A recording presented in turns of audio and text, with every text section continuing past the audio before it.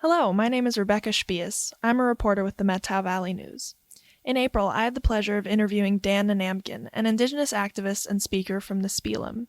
He was in the Valley to speak at the Methow Valley Interpretive Center and to give a presentation at Homestream Park. We were lucky enough to get a fascinating interview with him at KTRT Studios.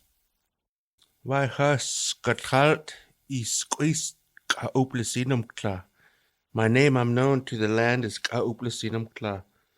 My name is Dan Nanamkin. I'm from Nispelem, Washington, a member of the Colville Confederated Tribes. I'm an educator and a public speaker. I do presentations in schools, colleges, and communities. I'm a Native American performance artist, but primarily and most of all, I'm just Skeluk, just what we call human being. So that's who I am. Great. And what brings you to the Valley today? Well, today I'm honored, first of all, to be invited here by David Lefevre here at the Interpretive Center to do a land acknowledgement, and it's called Building Bridges Across Community Gathering. I wanted to promote our Young Warrior Society land project camp that we do for the kids and the community, as well as just open the doors to everyone. I think Methow is really doing something very positive here. And I think we're here to support this in prayer and acknowledgement of our connection to these lands and to share, with the people here, why this is important. Because many times that the non-Indigenous community never get to hear the Indigenous perspective.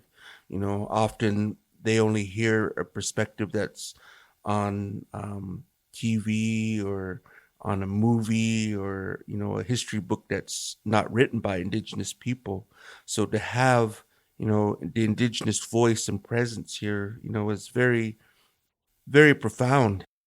Dan is also the founder of the Young Warrior Society, a cultural land project that seeks to bring learning of traditional foods, medicines, and culture to Indigenous youth, and to create a place where they can understand tribal traditions and play an active role in maintaining them.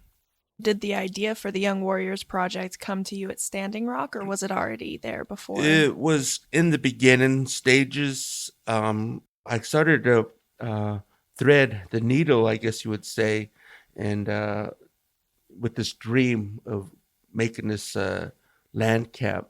And this was also from a family member who shared a vision, dream with me. And I wanted to go home and do something for my people because what I seen at Standing Rock was just so inspiring.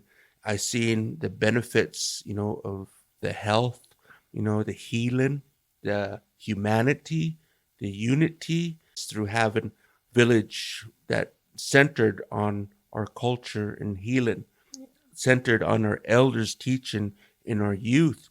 We could imagine going into an environment where it's conducive of our Indian village, atmosphere with all of the teepees. And they have over there what we have here, just what you see at the Methow Interpretive Center, which is our pit houses. Our pit houses are bigger than the one that you see at the Interpretive Center. And often, there could be many different families, residing in one. But they're also looking into, their ethnobotany, of their plant medicines, their healing tents that they had there. They developed their own school. So they were teaching their kids cultural education. And I was really proud to be a part of that too. Get into their food sovereignty, food security, growing their own foods as well. So this was all a big plan that was in the works, as well as the healing from our historic trauma, through our sweat lodges and ceremonies. So yeah, this was all the things that they were taking place. Anyhow, this just really opened something new within me and invigorated a deep, deep spirit, within me. What we do is we work with the Boys and Girls Club in the Spelem in the Pascal Sherman Indian School, and that they've been coming to our land camps. So we've been doing a lot of classes with them there, and it's just really amazing just to see the kids. For one, they get to break down racial barriers, because they see these people were in their buckskin, seeing people in dreadlocks and different things, and our tribal people were kind of like looking like, what's going on here, But the kids, they are the ones that seen something beautiful, because like Kenny, he had his goats, and the kids just love that. And they loved all the hides and things that the Saskatoon, group had. And next year, when they came, and unfortunately the Saskatoon folks couldn't go, the kids, that's who they're asking for. Where's that guy with the goats? And we have just so many different people that come and volunteer. We got people coming in from Spokane.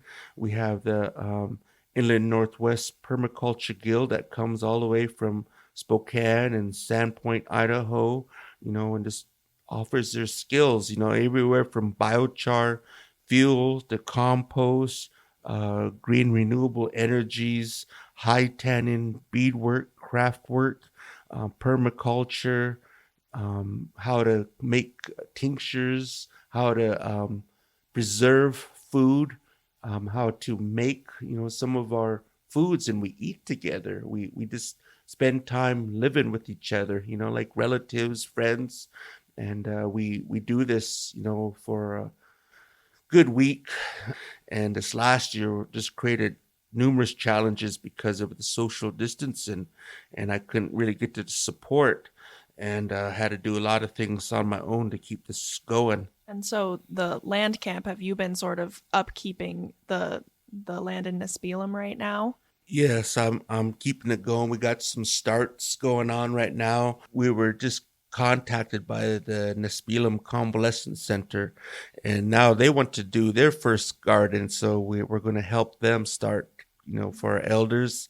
And we also are working with the educational, system. So Pascal Sherman Indian School, where we're actually working with Rob Crandall from here, and in support is the community volunteers to help Pascal Sherman Indian School begin their first garden.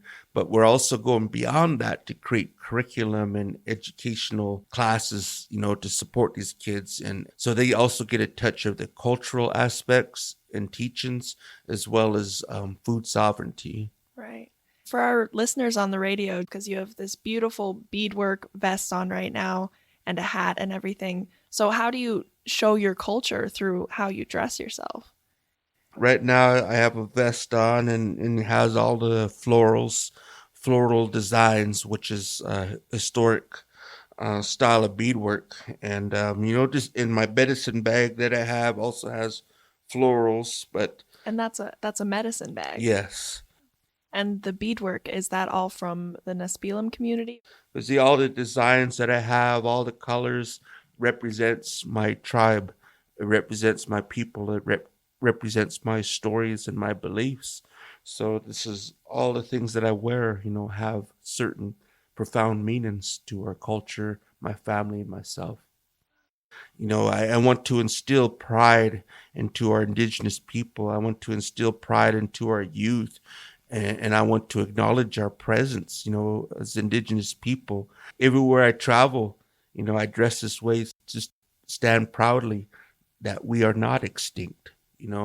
We are not defeated, that we still carry our culture strong and proud. If you refer to my TED Talk, you see how strongly I advocate for Indigenous education, because a lot of our history is not being told accurately, and the narrative of our culture is not being shared to our youth. So just like many of those youth, when I was in school, I was really confused.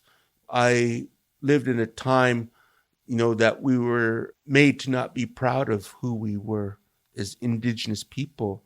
We were told to cut our hair short, to not speak our language, all these stereotypes that they see on the TVs, movies back in the 60s and 70s that portrayed Indian people in such a horrible way. We grew up in that time period where when we played Indians and cowboys, even we didn't want to be Indians, because the cavalry always won. And so we lived in this really awkward time period, but also a time period where many tribal leaders stood strong. The American Indian movement stood strong, and many things with our culture, began to become stronger. And so for me, I had to learn this as an adult, to learn about finding pride and integrity of our culture. So this has been a lifelong journey, and now I'm finally at a place, towards I've had to go through the healing, through this racism, through all the things that we endured, and the movies and stereotypes that have pervaded, amongst us, to learn how to heal from that and to become a place of education where I could share. And I think I've had a great, unique experience by able to live with all of these different types of people, from all different colors and backgrounds, as well as indigenous tribes and cultures and ceremonies, and have a great experience, of something that I think is very rare to find. And so within this, I think my message has become very strong and uplifting. And now I'm being called to schools to help the youth. For example, I'm going to be doing a suicide prevention workshop with some youth coming up here in May. Can you bring, personal experience to this workshop? Oh, yes. Unfortunately, sadly, yes. Sadly, that's with my work, my family, and myself. I bring my own personal experience, my loss through my family, through suicide, people in my community, and even working at the community center. I was a teacher too at Pasco Sherman Indian School. So we've lost some of our youth to suicide. We've lost family. We've lost community. I was also a tribal police officer, have experience being on hand at the site of those things. It's a very sad experience, but we also have our culture and our ways, that we talk about, trying to bring inspiration to live. And that's one thing I want to do with our children, is give them inspiration to live, because we live in a time period, in a society where we are individualized, and it's like dog eat dog world, and every man for himself, and it's very ego driven, and we've forgotten that power of community. And our community extended way beyond just our community.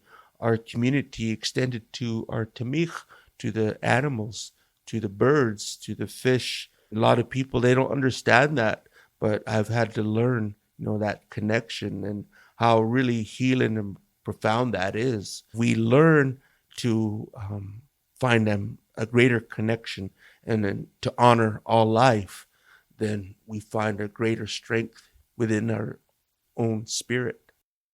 My hope is that our people will have the same sort of community relationships in all of our traditional homelands. Our people lived with great health and vitality because we had a network of trade. We had respect, putant, for one another. And that was our living relationship through our language, our stories, and our similar belief systems that we had all along these waterways. And so to, reinvigorate that again, to develop our presence and our connections into our lands, and to role model what that looks like. Ultimately, we are just all human beings. We all have a spirit, and we all have a mission and purpose here in life. And me, I'm walking in my mission and purpose, and I'm blessed through the guidance of our ancestors, and I'm blessed through our prayers of our people.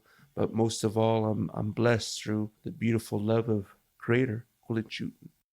White peace, we are all related.